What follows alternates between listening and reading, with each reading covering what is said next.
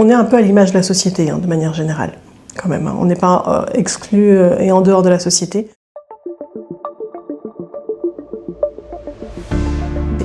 Donc on met en place des outils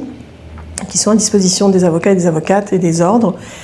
Mais voilà, c'est un sujet qui reste relativement récent, entre guillemets, dans la profession, compte tenu de l'histoire de la profession et dont il faut se saisir et sur lequel on a un travail vraiment de conviction et d'incitation, de visibilité aussi. C'est important d'en parler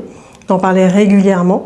pour que ces sujets-là, l'égalité de manière générale, l'égalité homme-femme en particulier,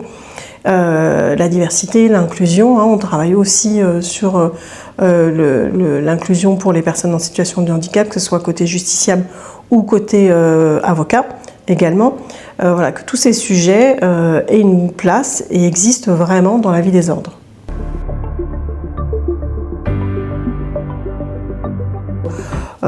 Peut-être que la formalisation ou les demandes qui sont faites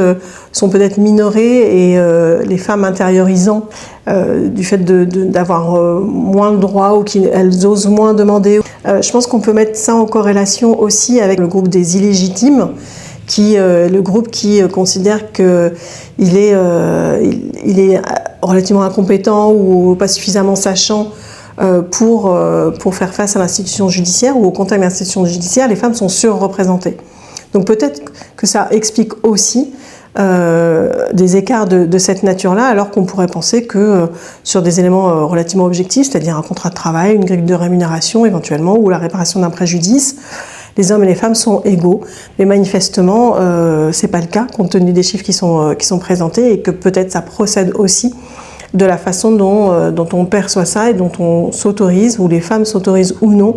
à demander un certain nombre de droits et à faire valoir leurs droits. Les femmes sont quand même surreprésentées aussi dans le sujet du non-recours. Ça, on le voit notamment en matière pénale, où on constate, il y a des études qui l'ont montré également, que parmi les femmes victimes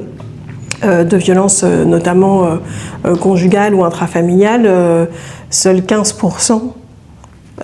portent plainte, et ce taux tombe à 6% concernant les viols.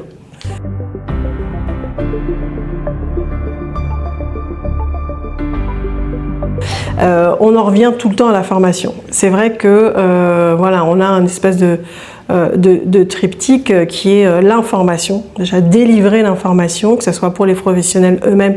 pour les justiciables évidemment, la réflexion, la formation, et après la réflexion sur l'après, sur l'application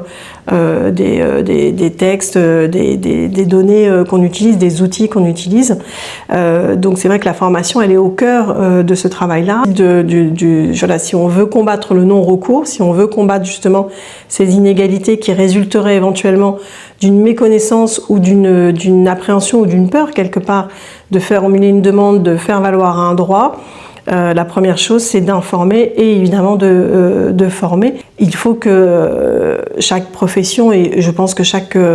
professionnel le fait, et d'ailleurs nous avons la formation initiale, ça va de soi, de la formation continue régulière, et nous avons aussi souvent des formations communes, ça nous arrive très souvent, et on est tout à fait demandeurs et je pense moteurs,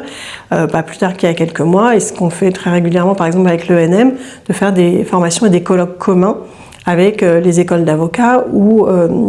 l'école de la magistrature, l'école nationale des greffes, ce qu'on a fait notamment par exemple sur l'intelligence artificielle ou sur le handicap.